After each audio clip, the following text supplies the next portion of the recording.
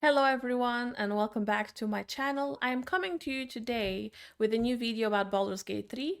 Yesterday, Larian Studios streamed the last panel from Hell before launch on PC on August 3rd, and leading on into this panel from Hell, they had a whodunit, find the murder cooperative game online for all the players of Baldur's Gate 3, and it served really well to lead us into the panel from Hell, into the new races they introduce, and into the new origin character that's called the Dark Urge.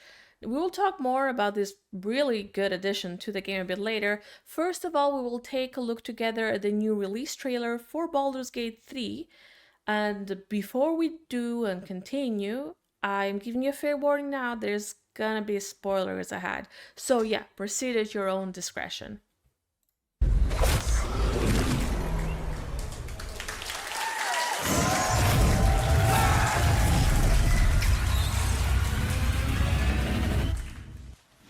Few mortals ever glimpse what you're about to see. But don't be alarmed. I'm here with you.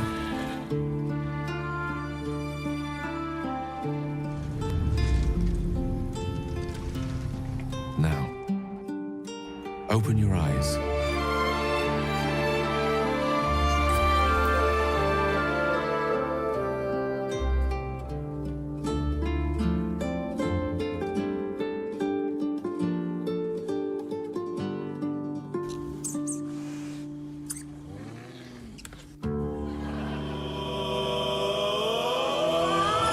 Master, you are the chosen one.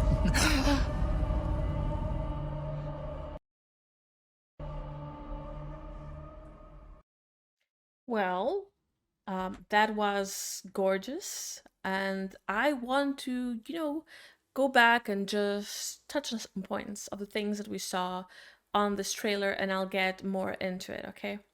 So, let me just roll back a bit. Let's see, we're gonna go right here. Perfect.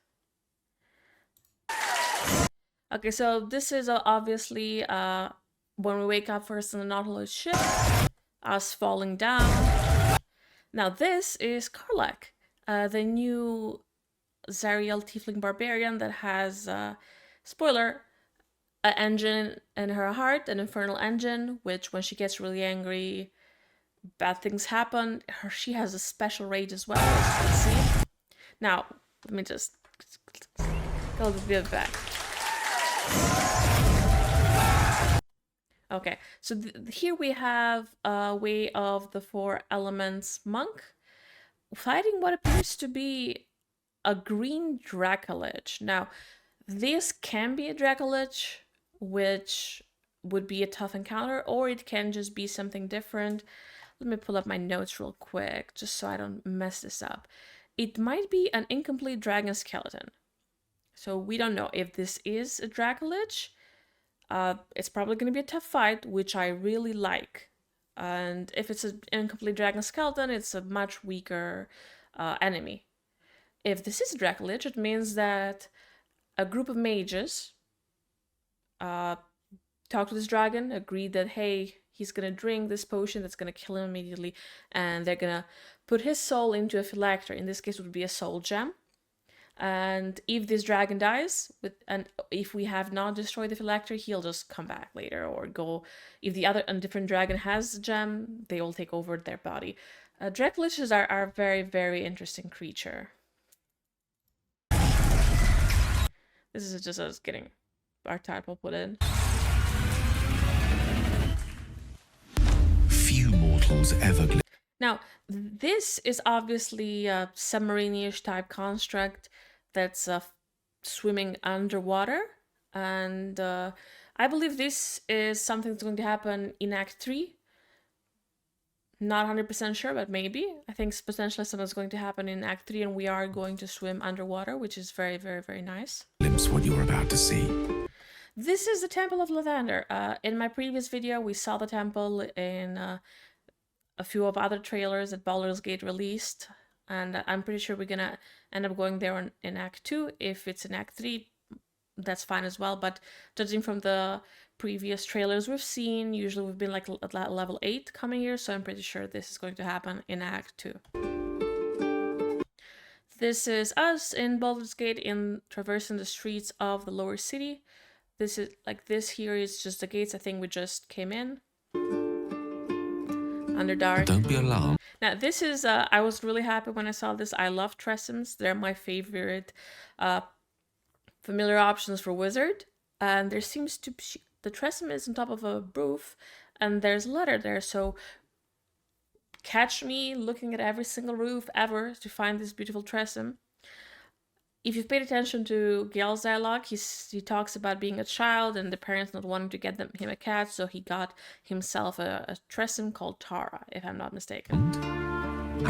Now this beautiful creature is called a flumph, and it's usually found in the Underdark, so I'm surprised it's right here in broad daylight. Obviously, they resemble jellyfish. These are really smart and wise creatures, and they portray their emotions based on the color their body has. Pink, they're usually happy. Green, they're curious. Blue is sad. Red, it's when they're pissed off, and this flumph is pissed off. Yeah, and usually they feed on psionic energy, like mental energy, so usually it's from bad creatures in the Underdark, so... but they do gravitate towards good creatures, and they often share like dark secrets to cast away this evil energy that they accumulate in the Underdark. Yeah. I'm here with you. This is a familiar spectator that we can locate in the Underdark. Now, this beautiful drow woman, we're gonna see more of her in some future videos of Larian in the same Bound from Hell release showcase. She seems to be like some sort of planar traveler, and behind her something is shattering. I believe maybe a planar portal is shattering. This is Vlaakith, and that is not Lae'zel. I think she appears to Geth in general. Now, open your eyes. This is a beautiful scene. I think it's a romance scenes that come with Gale, but I do not think that this is a real place unless we have this scene while we are somewhere in the Astral Sea. Just by looking at the boat, I feel like this is Gale later, once he becomes more powerful, using his powers to create this beautiful illusion as a date.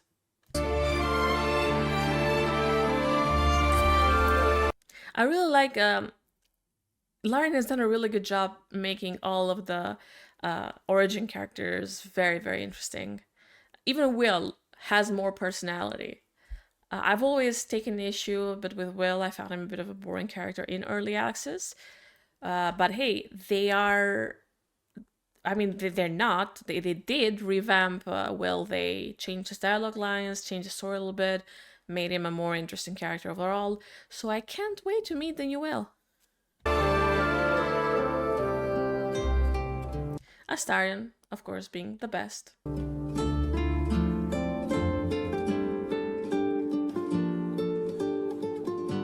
Now, for those who saw Bound from Hell, they know why this... They know why this guy drops his nut. Now, this beautiful lady here is Oren. She is the third chosen of the Absolute. And looking at her appearance and from what the dialogue lines were, a paler woman with even paler eyes, I've always thought that she is one of very iconic races in D&D, a changeling. Changelings, pale eyes, pale skin, pale hair, and they can change their appearance at will. They're really, really cool. Now this is Siluritas Fel. He's basically the servant of the Dark Urge that I mentioned before. Siluritas Fel, you might recognize the last name Fel because the hunter Gadriel was hunting for Astarion, was sent there by Lady Fel.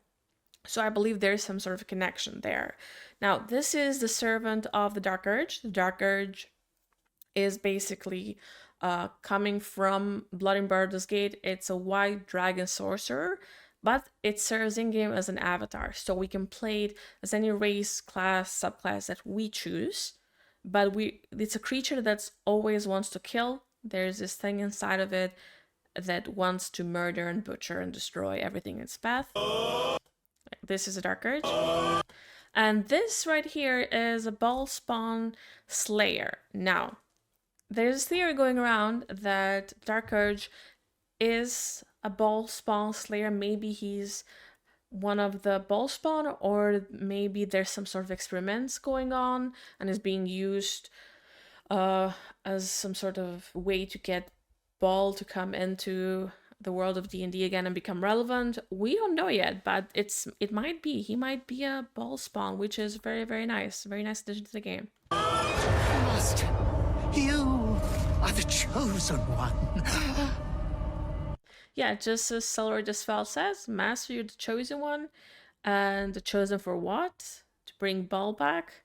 Well, I guess we'll find out. Well, we're gonna move on a bit. And I'd just like to show you the main things. So, during the panel from Hell, they showcase classes and races, and they also showcase how character creation has changed. As you see, it looks completely different from early access. It's easier to navigate with some of the unique customization options. And I'm really happy with how our Dragonborns currently look and animate. We will teach you everything you need to know to like hit the ground. Yeah, as you can see, there's numerous options for Dragonborns, customization options. It's all really, really, really well running done. With a character that you More skin colors, more hair colors. Now you've got scars, piercings, you've got more tattoos. feel happy to play. It's not a superficial engine. You aren't just making aesthetic choices about your character. You're defining. They also added, every time you choose a class, you're going to see a little animation that best represents your class, which I think is a really nice touch. And if you notice here on the side, this is a Dark Urge. As you can see, you can change the race, you can change the sub-race, class. And the background that I've noticed for all Dark Urges is the Haunted one. Now, I don't know if this is a background that's only for the Dark Urge that no one else can pick, because it is one of my favorite backgrounds, but it makes sense if it's exclusive to the Dark Urge. Finding their identity. So if you choose your class, your race, your pronouns, any of these things that you choose in there, they will be not only honored through the game, but they will impact your experience. Classes are very central to the process of playing D&D. For us, it was super important to hit the class fantasy. For release, Baldur's Gate's class system is like stupidly deep now. We've got 12 classes, 46 subclasses. On average, like every class has 3 subclasses, but with cleric and a wizard, they have like 7 subclasses and 8 subclasses, like respectively. And also you can mix and match them, like for all of them. Like multi-classing is a feature in our game. Within that, we've tried our best to like include as much content from Player's Handbook as possible. I think we've got something like over 600 That's obviously an animated armor. spells and Now this is a werewolf. It has to be a werewolf.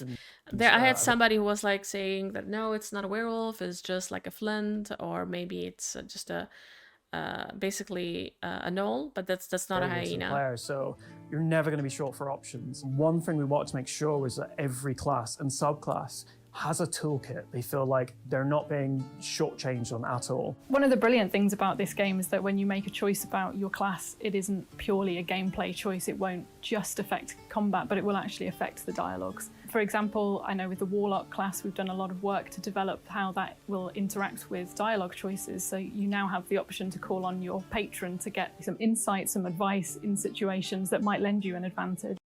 This is one feature that I really enjoy. This is a nice touch because in D&D, warlocks take the power from the patrons, right? Sometimes the patron is completely uninvolved. It happens a lot with the Dark Great Old One until then the warlock grows in power and is noticed. But usually patrons want something back, want you to do a service for them in exchange for the powers they have granted you. So I'm really curious to see how they'll implement that with our player characters, because for Will, obviously Mizora is really linked to his backstory, so she's ever present.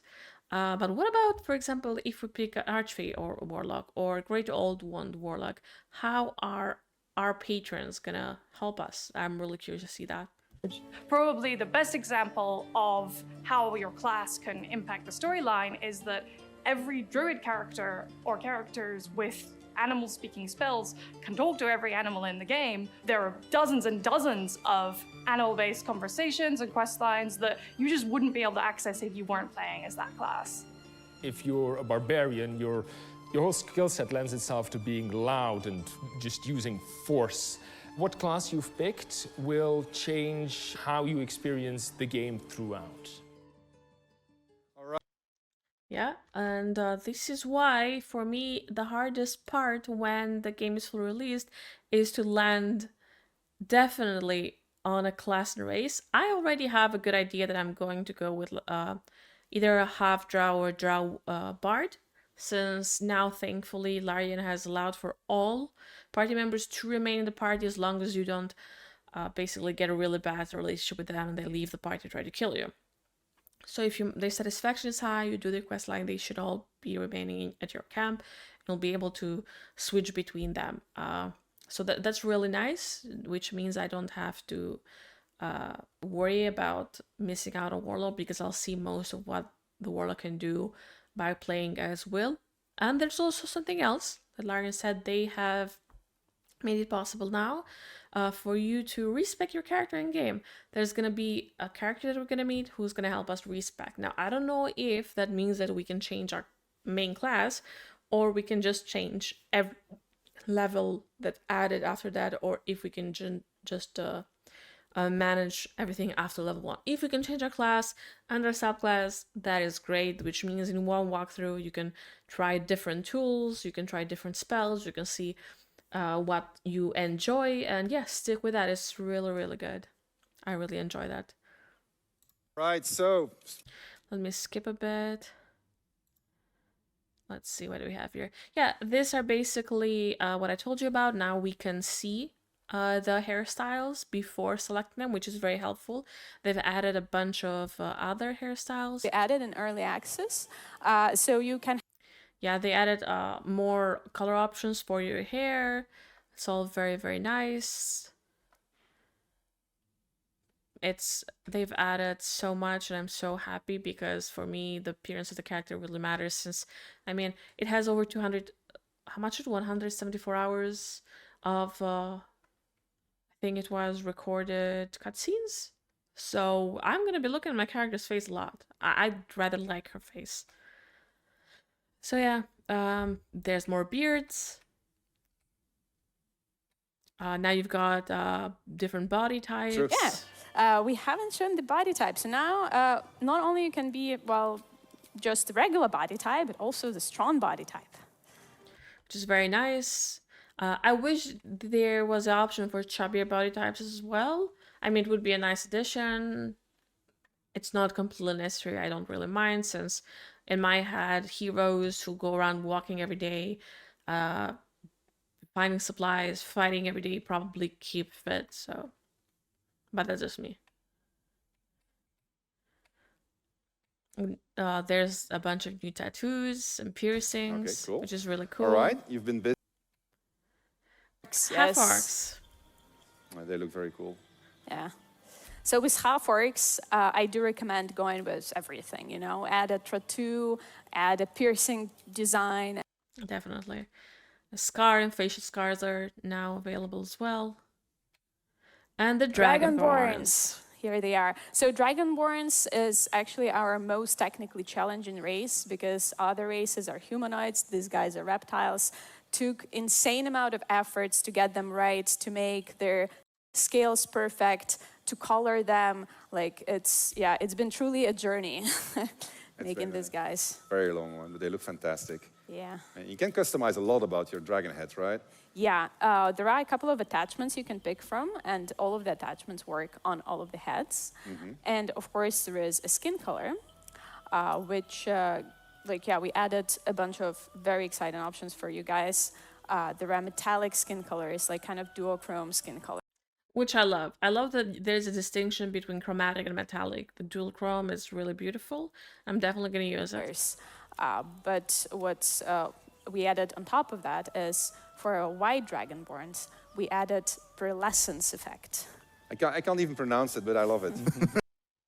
It's very, very nice. And one thing that's very specific to the Dragonborn, if you play a Dragonborn Draconic Bloodline Sorcerer, you get a really nice pattern in your ancestry. Look how pretty. So you can truly be like a duochrome Dragonborn, and then you can throw in a Draconic Bloodline pattern and like be, you know, the prettiest member of your party. It's absolutely amazing what character our team has done on this. They look fantastic. Merits a round of applause, ladies and gentlemen. It's really, really good. They've done an amazing job, and as you can see from the Dragonborn, they now have heterochromia, which means one eye can be a different color than the other, which is gorgeous as well. I'm definitely having that on my half-elf bard if I play half-elf bard. I'm still on the fence on that. It's a tough choice. It's a tough choice, but I think I'll probably go for half-elf drabard. Moving on, let's see. I want to show you the main points. Okay, I want to show you something. This is the Dark Urge. They are playing him as a dragonborn, white dragonborn monk, if I'm not mistaken. Yeah, white dragonborn monk. And as you can see, apart from the armor or whatever we wear now, there's cosmetic items that we can wear, tasteful boots. And Larian said that we are going to be able to dye these clothes and buy other clothes to wear in camp so our character sleeps well. Because in D&D, characters don't sleep in armor. They cannot sleep in their armor. It's impossible. So, I mean, it is possible, but it's bad. They don't get a full rest and everything. And I really, really like these options. And you can even choose to have your cosmetics appear instead of your armor. And as you can see, one big request that was placed was for keyring, which we have. I don't know what these two are. I'm very curious. I wonder if this is a bag of holding. If it is, that would be very cool. This looks like just a good old bag. Not sure. But yeah, I really like that. You can find more in the world. You can apply. These items are just clothing that you can equip. You can find more in the world. You can apply dyes to them as well. So outside. Everybody has camp clothes you can buy. You can go and shop. Yes, you can go shop. You can buy them. All of the origins have a unique pair as well, which was a lot of work for the character team, I'm sure. Well, let's see. What else was interesting that I want to show you guys? Stories and cinematics pre-roll. Another thing that we're going to watch together, and then I'm just going to stop in a few points. Well, this is the first time that Larian's really engaged with cinematic content, especially at this level of fidelity and this quality. So all of this had to be built sort of custom. It was sometimes difficult, sometimes challenging, but ultimately we ended up with something that we're really happy with.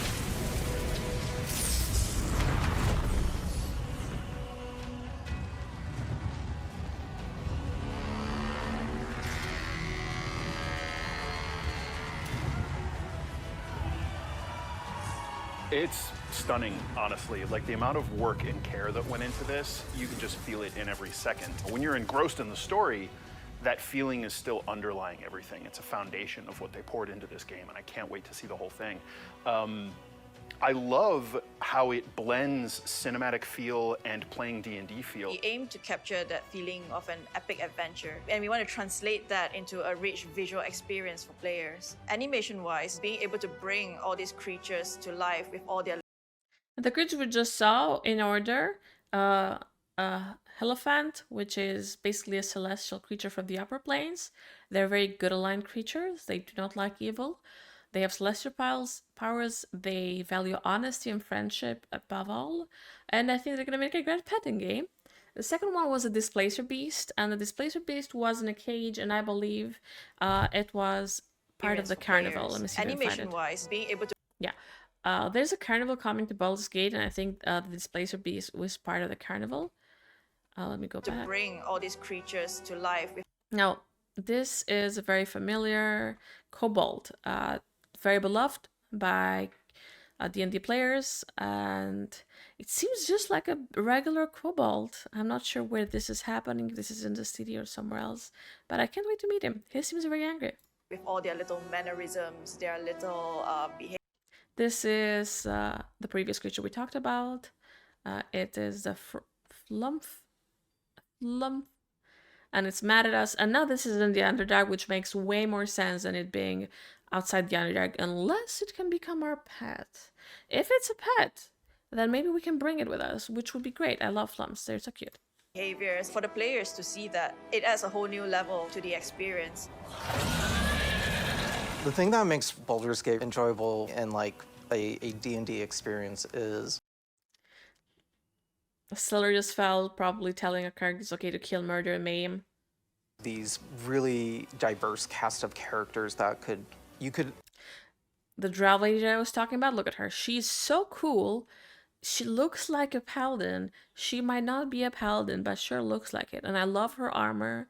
I love her face, her hair, everything. And it looks like we are in the Astral Sea. It looks like we're in the Astral Sea. And on your adventure. Fans of D&D who are familiar with the lore and fans of the previous series will be familiar with iconic locations such as Elfson Tavern, the Worm's Crossing, and obviously Baldur's Gate itself. From the start, we wanted to really capture the feeling of being around the table. So the main challenge was usually scope.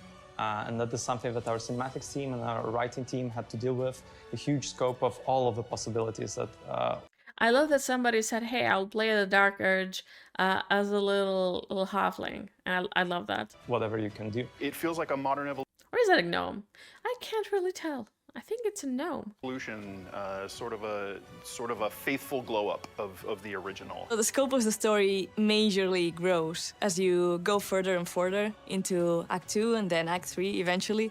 So what you have seen in Act 1 is only a glimpse of how the story begins. One of the big conversations that we have is making sure that we're reinforcing what the player has done along their journey and what they have yet to do and where their possible effects could be. The amount of mocap and VO that we had to shoot to sort of cover all.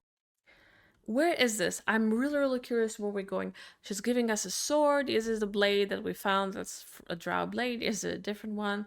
It's very cool. I really like her. Maybe she's a character that's going to help us respec. I don't know. All those different permutations. It is a large... Look, we are in the Astral Sea.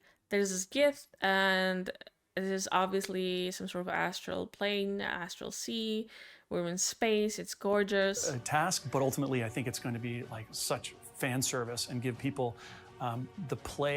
Now this creature right here, you would think that it's a vampire.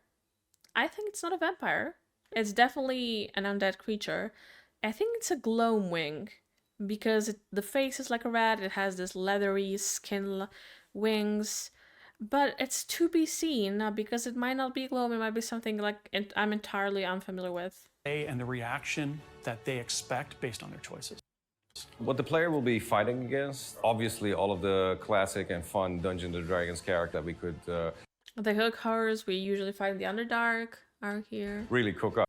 Now this thing, if I'm not mistaken, what is this thing called? It's a Sahwagin.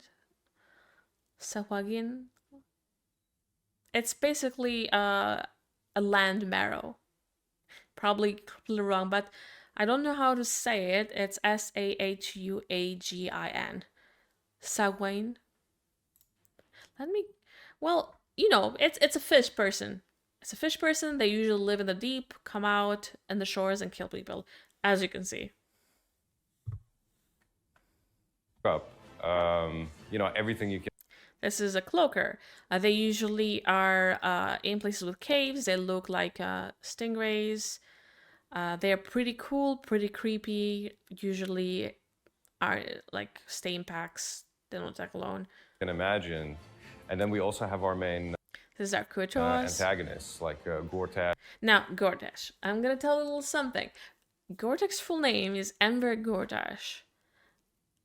Enver is the name of a very well-known dictator in my country, in the past. So I was like, I'm not trusting this guy. And I'm never trusting this guy. Even in my even in my evil playthrough, I'm gonna murder him. just for funsies. Orin. Orin is gorgeous. We have Ketherick as well. Obviously, Ketherick doesn't have a good relationship with either Orin or Amber. I've always seen him arguing with them. Orin is one of the most fascinating people that I've ever had the chance to work on. She is relentless. She is just a law unto herself. Her perception of the world and her position in it is truly terrifying in a lot of ways. Everything about her has been informed by this utter admiration for this horrendous deity that she worships. Obviously, if you align with them, and if you actually choose, I wouldn't say the evil path, because the game is very nuanced, right? But if you do, go along with some of them or some of the choices, you'll have them on your side. Shall we be allies? Nope. You like these characters when you shouldn't like them. People ask, how much variety is there in a playthrough in Baldur's Gate 3? How long is it? How many different ways can it go? Well, if you just blitz through it, it probably takes a minimum of 80 hours. If you... Yeah, that's not gonna be me. I will try to end every little thing I can in my first playthrough, which I'm definitely uploading on YouTube, so you can catch it there. We're not playing evil or good. I think we're playing as if what I would do. You know, I'm a very neutral person. I'm more like good aligned, but like neutral good maybe. Sometimes I'm gonna have like questionable decisions because I've done that before. But yeah, we're gonna see. Make any kind of distractions whatsoever. If you get involved in... I'll probably do an evil, not probably, I will definitely do an evil playthrough as well with the Dark Urge, where I'm just gonna go guts and glory. The game and start to flesh out your own experience. It can run many times that in length. Every time that you come back into the game, there's a new path to discover.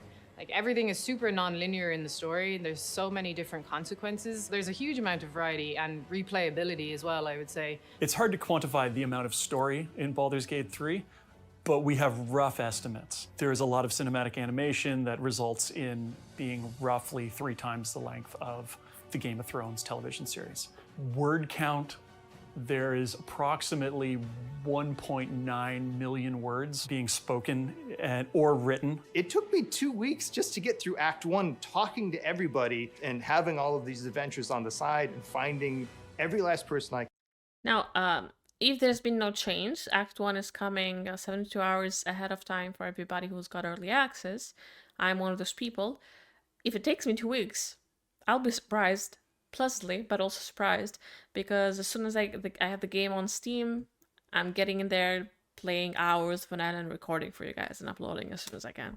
I could talk to and exhausting their dialogue tree and then moving on. They recombine based upon the choices that you make and that the characters react to in ways that make them feel much deeper than superficial. The more we progressed the project and the more cinematics were introduced and the camera kept getting closer, the more and more people feel immersed into their character, into the world. The way we make sure that the immersion of the player would be consistent between gameplay and cinematic is how the lighting encourages the character where he is. If he has bad thought, the lighting can react and become darker.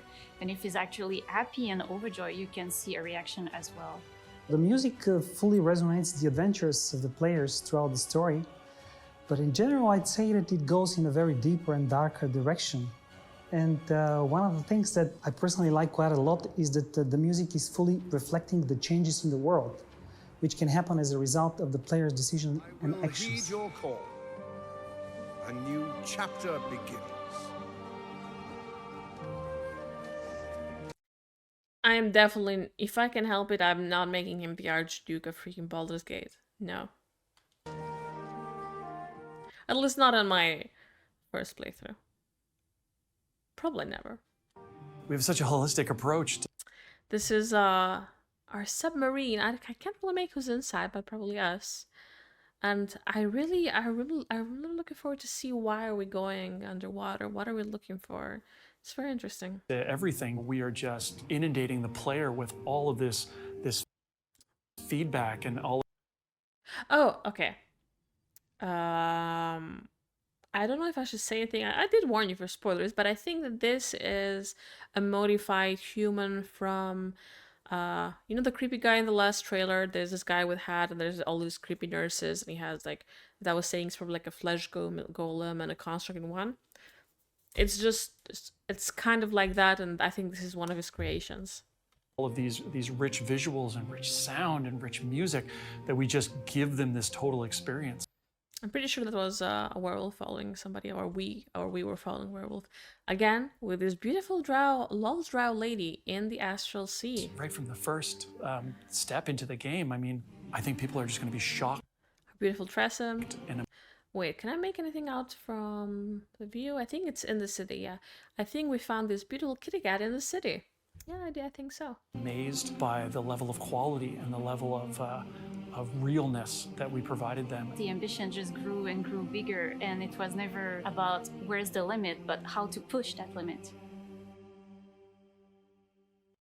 They've done such a gorgeous job. I'm really, really happy with what Larian has been doing all the 6 years and what they've achieved so far.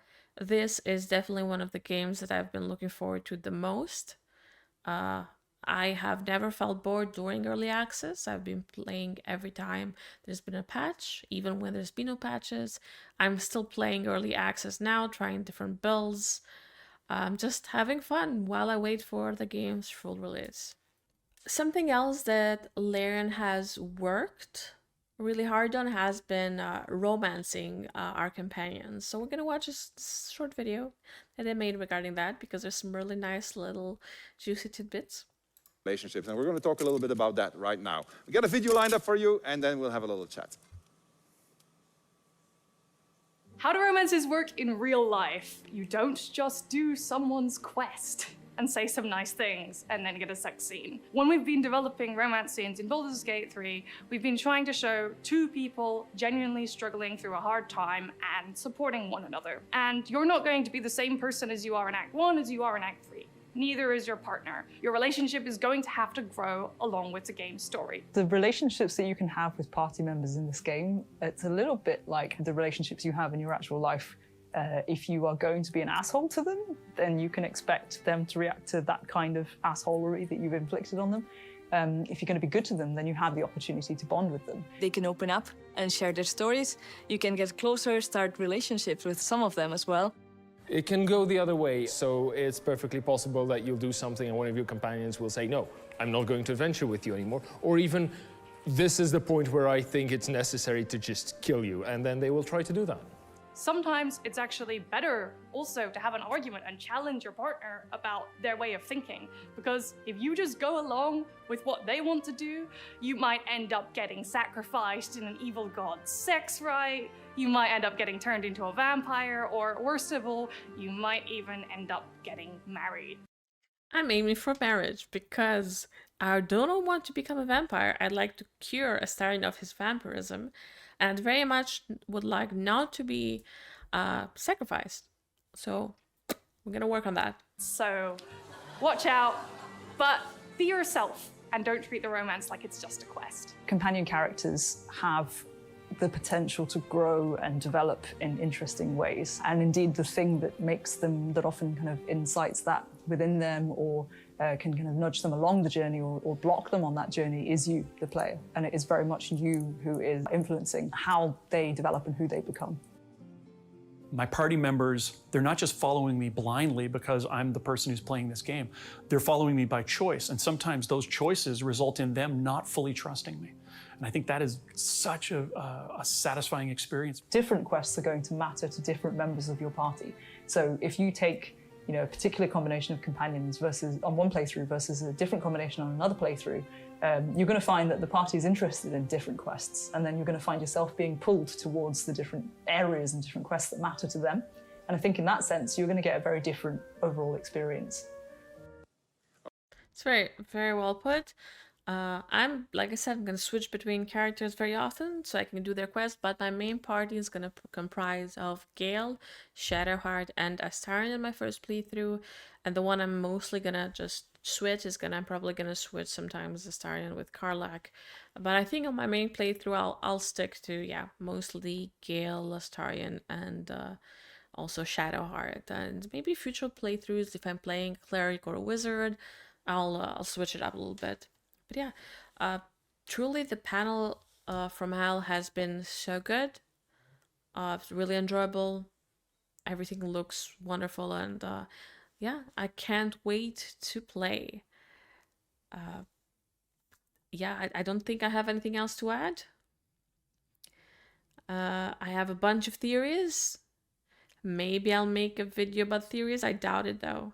There is a part of this showcase that was very spoilery. I'm not going to have that here. I don't want to spoil you that bad. If you do want to watch it, you can just go to Larian's YouTube page and just watch the release showcase fully. Well, thank you for watching this video. I hope you enjoyed it. And I'll see you when I actually play the game. Goodbye.